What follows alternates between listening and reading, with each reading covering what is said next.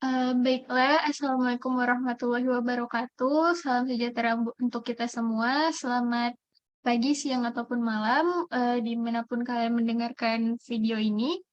Jadi kami dari kelompok satu akan menjelaskan, kelompok satu dari mata kuliah Sistem Informasi Akuntansi akan menjelaskan tentang siklus pengeluaran, khususnya pembelian dan pengeluaran kas, pada bab 13 Sistem Informasi Akuntansi.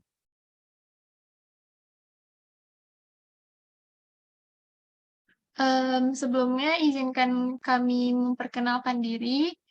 Di sini anggota kelompok kami terdiri atas 3 orang, yaitu ada Ahmad Fauzi Maulana dengan NIM 200503050, dan saya sendiri sebagai moderator, Alia Rahmaisya dengan NIM 20050303052, dan Andreas Binsar Rumapea dengan NIM 200503053, yang kebetulan berhalangan untuk mempresentasikan materi kali ini, sehingga hanya ada saya dan Ahmad Fauzi. Baiklah, ini adalah materi yang akan kami bawakan, yaitu terbagi atas 2. Yang pertama ada pendahuluan, meliputi pengertian tujuan aktivitas yang akan dibawakan oleh saya sendiri. Dan yang kedua, sistem informasi siklus pengeluaran, meliputi perbandingan antara siklus pendapatan dan pengeluaran, proses ancaman, dan pengendalian yang akan dibawakan oleh Ahmad Fauzi. Yang pertama ada pendahuluan. Pengertian siklus pengeluaran atau expenditure cycle adalah serangkaian aktivitas bisnis dan operasi pemrosesan informasi terkait yang terus-menerus berhubungan dengan pembelian serta pembayaran barang dan jasa. Dalam siklus pengeluaran, pertukaran informasi eksternal primer adalah dengan pemasok atau vendor. Di dalam organisasi, informasi tentang kebutuhan untuk membeli barang dan material mengalir ke siklus pengeluaran dari pendapatan dan siklus produksi, pengendalian inventaris, dan berbagai departemen. Setelah barang dan bahan tiba, pemberitahuan penerimaan, mereka mengalir kembali ke sumber-sumber dari siklus pengeluaran. Data pengeluaran juga mengalir dari siklus pengeluaran ke buku besar umum dan fungsi pelaporan untuk dimasukkan dalam laporan keuangan dan berbagai laporan manajemen. Adapun siklus pengeluaran dapat digambarkan sebagai berikut, seperti yang saya sudah jelaskan, ada pengeluaran dan pemasukan gitu ya. Jadi panahnya bisa diperhatikan saja. Untuk tujuan siklus pengeluaran yaitu untuk meminimalkan total biaya perolehan dan pemeliharaan persediaan, perlengkapan, dan berbagai layanan yang diperlukan perusahaan untuk berfungsi. Adapun aktivitas, siklus pengeluaran memiliki 4 aktivitas dasar, yakni memesan bahan baku, perlengkapan, dan jasa, menerima bahan baku, perlengkapan, dan jasa, menyetujui faktor pemasok, dan pengeluaran kas, seperti yang dapat dilihat juga pada bagian yang terdapat di slide. Baiklah, selanjutnya sistem informasi siklus pengeluaran akan dijelaskan oleh Ahmad Fauzi. Baik, saya akan menjelaskan mengenai sistem informasi siklus pengeluaran. Next slide.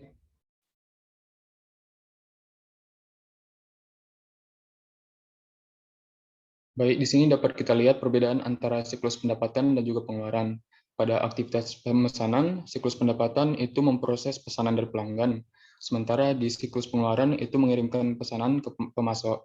Lalu pada aktivitas penerimaan, siklus pendapatan mengantar barang dagangan atau jasa ke pelanggan, sementara siklus pengeluaran itu menerima barang atau jasa dari pemasok. Pada siklus pendapatan terdapat aktivitas penagihan, di mana itu mengirimkan faktur ke pelanggan. Kalau di siklus pengeluaran terdapat memproses faktur, di mana meninjau dan menyetujui faktur dari pemasok. Lalu ada aktivitas penerimaan kas pada siklus pendapatan, yaitu memproses pembayaran dari pelanggan, dan juga di siklus pengeluaran terdapat pengeluaran kas, kebalikannya, di mana itu memproses pembayaran ke pemasok. Slide. Lalu ada proses, setelah permintaan pembelian telah disetujui, sistem akan mencari file induk persediaan untuk mengidentifikasi pemasok yang cocok untuk barang tersebut. Para pemasok besar mengirimkan pemberitahuan elektronik jika pengiriman datang, yang memungkinkan perusahaan untuk merencanakan dengan memiliki staf yang memadai guna memproses pengiriman yang datang ke gudangnya. Sebelum transfer barang ke gudang, petugas persediaan memverifikasi perhitungan barang dan memasukkan data tersebut ke dalam sistem.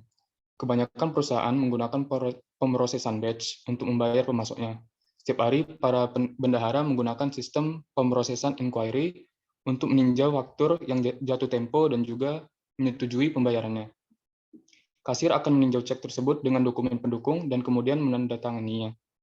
Akses mudah terhadap informasi yang baru dan akurat memungkinkan manajer untuk mengawasi kinerja secara dekat.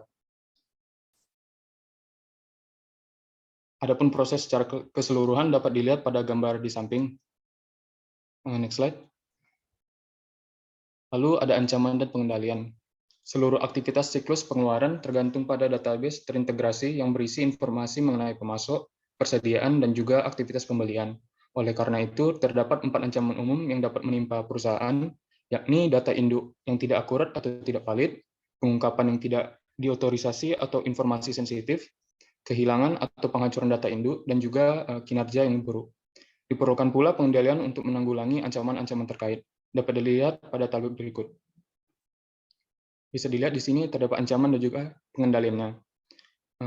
Ancaman yang pertama, data induk yang tidak akurat atau tidak valid. Pengendaliannya terbagi 3. Yang pertama ada pengendalian integritas pemrosesan data, lalu ada pembatasan akses terhadap data induk, dan yang ketiga tinjauan atas seluruh perubahan terhadap data induk. Lalu ancaman yang kedua ada pengungkapan yang tidak diotorisasi atau informasi sensitif. Pengendaliannya dapat dilakukan dengan pengendalian akses dan juga enkripsi. Lalu ancaman selanjutnya kehilangan atau penghancuran data. Pengendaliannya bisa dilakukan dengan backup dan prosedur pemulihan bencana. Lalu ada kinerja yang buruk, pengendaliannya bisa dilakukan dengan laporan manajerial. Selain keempat ancaman tersebut, terdapat beberapa contoh ancaman pada 4 aktivitas dasar siklus pengeluaran beserta pengendaliannya.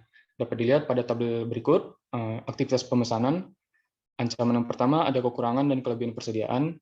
Pengendaliannya bisa dilakukan dengan sistem persediaan perpetual ataupun dengan kode bar atau label RFID. Lalu ada ancaman membeli barang yang tidak dibutuhkan. Pengendaliannya bisa dilakukan dengan tinjauan persetujuan pembatasan pembelian ataupun dengan fungsi pembelian tersentralisasi. Lalu ada membeli pada harga yang melambung, pengendaliannya bisa dilakukan dengan penawaran yang kompetitif.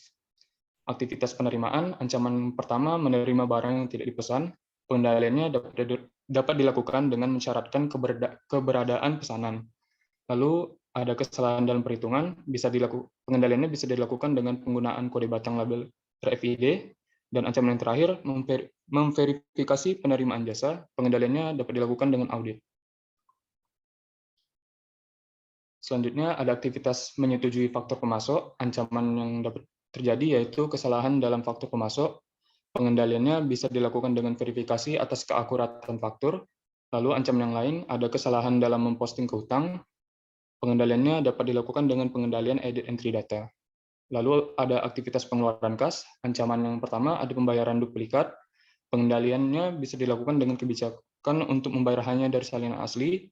Lalu ada pencurian kas, bisa dilakukan dengan akuntansi periodik atas cek. Lalu ada masalah arus kas, pengendaliannya bisa dilakukan dengan anggaran arus kas.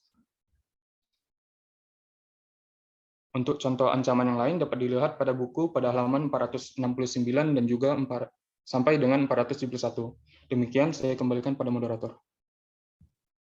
Baik, terima kasih atas penjelasannya. Sekian penjelasan dari kami mengenai bab yang telah dibahas. Jika ada kekurangan kami mohon maaf. Wassalamualaikum warahmatullahi wabarakatuh. Selamat siang, pagi, ataupun malam untuk kalian yang menonton video ini. Terima kasih.